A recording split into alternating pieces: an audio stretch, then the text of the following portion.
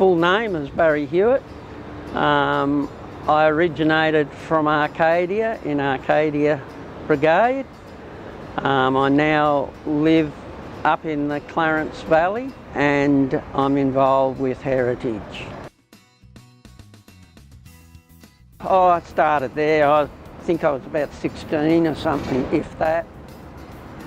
And I got involved with the captain there, and he, you know, I got very interested in it and he could see that, and he took me out to burns, which we used to do a lot different to what we do today. Yeah, well, I started there. Oh, I followed my father actually. He was a member there many years ago. I ended up as captain for 12 years. Then I decided I'd move to Mudgee, up in the Arcadia Valley, and I got involved up there again, and I just went through all the ranks again there, ended up as a group captain. I moved up into the Clarence Valley, up to, oh well, it's near McLean actually, it's in McLean. A lot of people don't know where it really is. It's nice and secluded, and a lot of people don't annoy me. I was a truck driver before. Virtually when I first went to Mudgee, I was a truck driver. Left that because it was just getting too strenuous, the hours and so forth.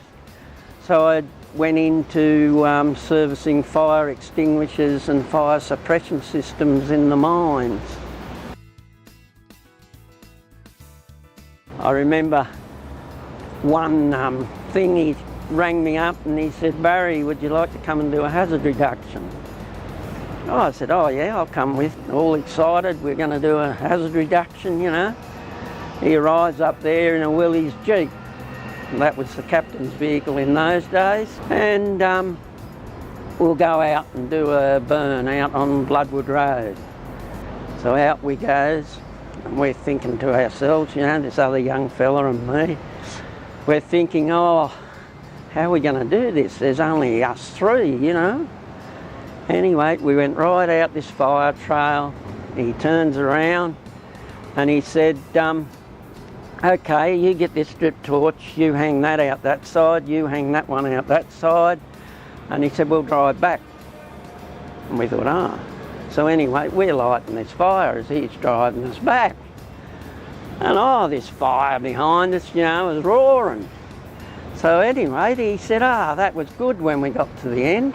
He said, "We'll come back tomorrow morning and have a look and see where it's gone." Well, I knew Alan Solomon, and everyone knows him as Yowie.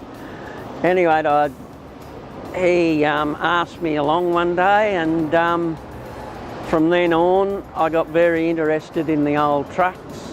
I thought it was a shame a lot of them were going to farms and for scrap and all that, and it was just a waste to me. While I was in Mudgee, yeah, I gave it everything. We used to, you know, on weekends work on the trucks and get them up and running and all that sort of thing. But yeah, that's how I got involved in it. Arcadia once, and it was to replace the old Willys Jeep, and it came in boxes. We got a vehicle with a tray on the back of it, the pumps, everything else was all on the back of it in boxes, and we had to assemble it. So we don't get any of that now. My time factor of being involved,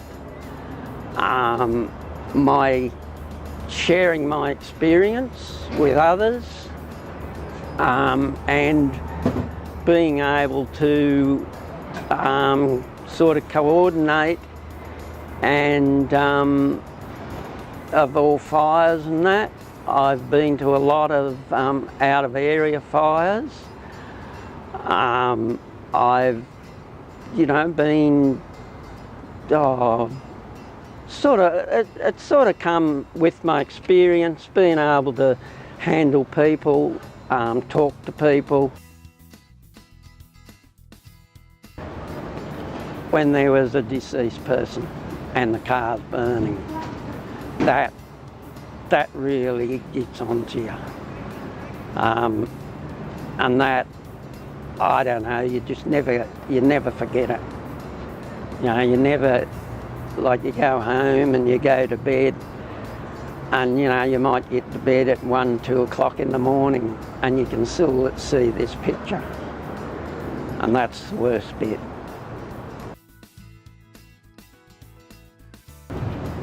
I'd say the FCO of Hornsby, which was Bob Schofield, which he's deceased now.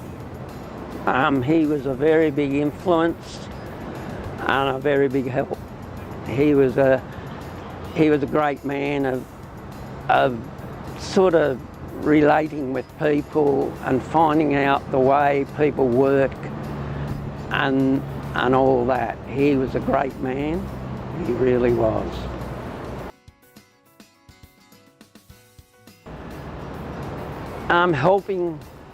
Helping somebody else.